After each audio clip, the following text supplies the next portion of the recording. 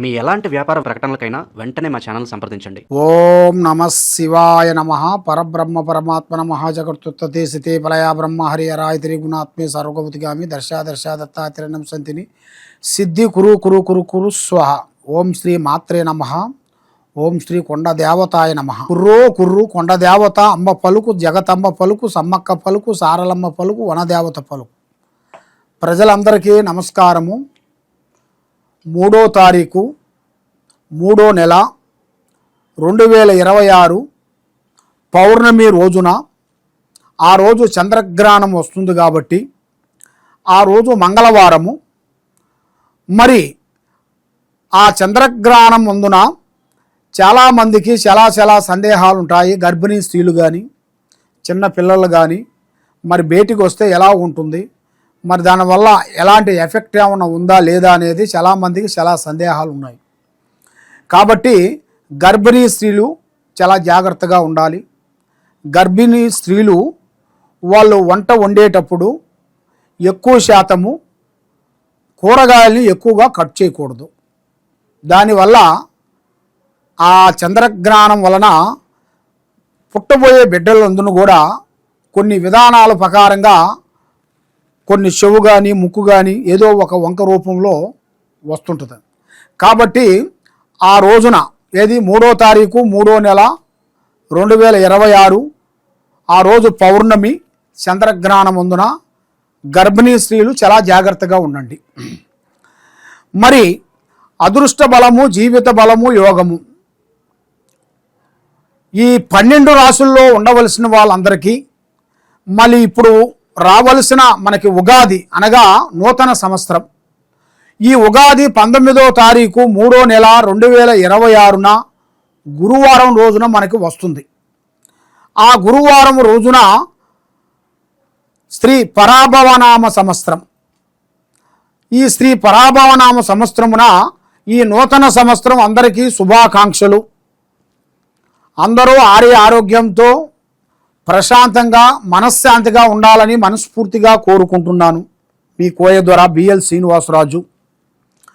మరి మీ యోగాన్ని బట్టి, నక్షత్రాన్ని బట్టి ఈ 12 రాసుల్లో ఉండవలసిన వాళ్ళందరికీ ఏ రాశి అందునా, ఏ రాశి నుంచి ఏ రాశి వరకు వాళ్ళ స్థితిగతులు మారుతున్నాయి, వాళ్ళ యోగ నక్షత్రం అనేది ఎంతవరకు వచ్చింది, వాళ్ళ గడియలు ఎంతవరకు నడుస్తున్నాయి, వాళ్ళకి విద్యారంగంలో ఎంతవరకు వచ్చింది, మరి కుటుంబంలో కూడా కళ్యాణం కాకోకుండా చేతికాడుకొచ్చింది దూరం కావటం, మరి ఎన్నో రోజుల నుంచి పెళ్లి కావాల్సిన వాళ్ళు కూడా లేటుగా పెళ్ళిళ్ళు కావటం, మరి వాళ్ళకి విద్యా రంగంలో కూడా చదువులో కూడా చాలామందికి చదువులో కూడా కొంచెం బ్రేక్ కావటం, రాజకీయ విశేషాల్లో కూడా కొన్ని ఇబ్బందికరమైన సమస్యలు కొన్ని రావటం, ఇంట్లో మనశ్శాంతి లేకోకుండా ఉండటం, ఆరోగ్య సమస్యలతో కొంచెం సతమతం కావటం, ఇలాంటి సమస్యలతో చాలామంది సతమతమయ్యే వాళ్ళందరికీ ఇప్పుడు ఈ 12 రాసులకి గురించి నేను చెప్పబోతున్నాను. ఏ రాశికి ఎలా ఎలా ఉంటుందో అనేది మీరు ఒక్కొక్క రాశికి ఒక్కొక్క విధంగా ఉంటుంది. మరి అది ఏ రాశికి ఏ టైం నుంచి ఏ టైం వరకు వాళ్ళకి కలిసి వస్తుందో అనేది ఇప్పుడు మనం చెప్పబోతున్నాం. ఓం నమ శివాయ. 2026 మార్చి నెల సింహరాశి ఫలితాలు. ఈ సింహరాశిలో ఉండవలసిన వాళ్ళందరికీ అదృష్ట బలము, జీవిత బలము, యోగ బలము, లక్ష్మీ బలము, ధన బలము. వీళ్ళకి ఎక్కువగా ధన బలం ఎక్కువగా ఉంటుంది.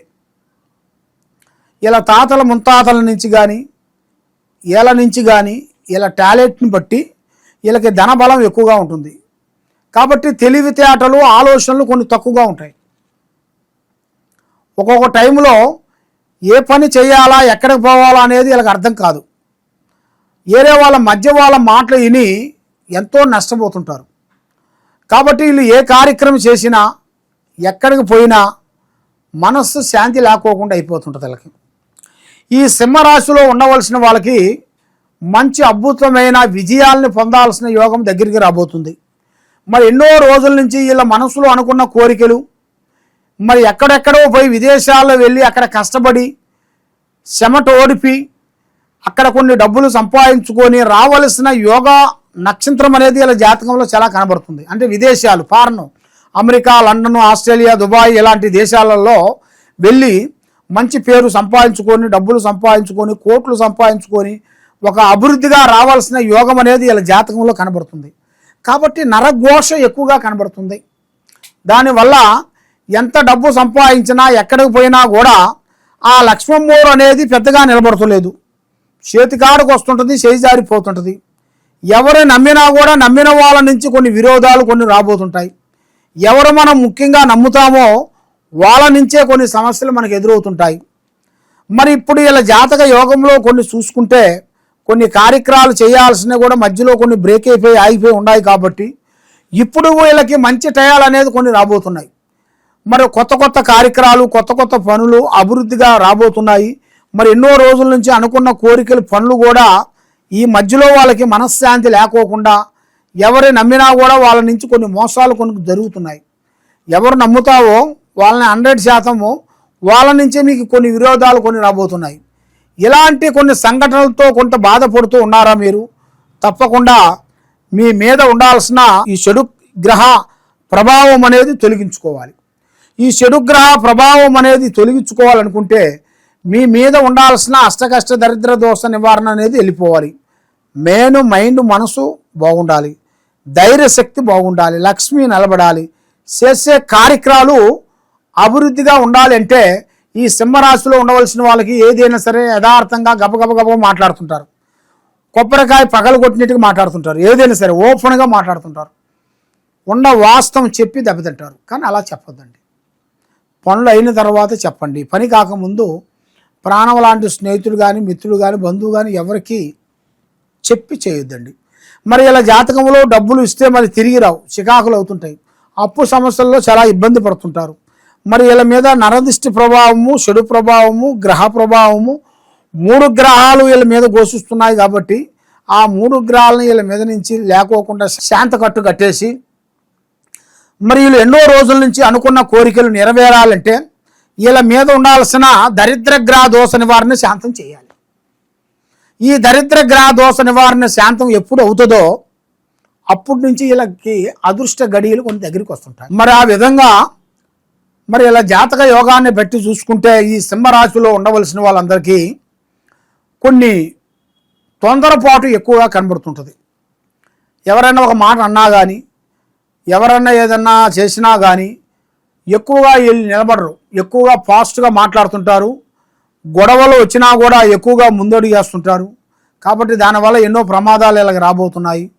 కాబట్టి తన కోపమే తన శత్రువు, తన శాంతమే తనకు రక్ష అనేది పెద్దవాళ్ళు చెప్తారు, గురువులు. ఆ విధంగా మనం ఏ పని చేస్తున్నామో, ఎక్కడ పోతున్నామో, ఎవరితో మాట్లాడుతున్నామో కొద్ది జాగ్రత్తలు మనం పాటించాలి. ఆ జాగ్రత్తలు మనం ఎప్పుడు పాటించుకోకుండా ఉంటే మన మీద లేనిపోయిన సమస్యలు కొన్ని ఎదురొచ్చే మార్గాలు కొన్ని ఉంటాయి.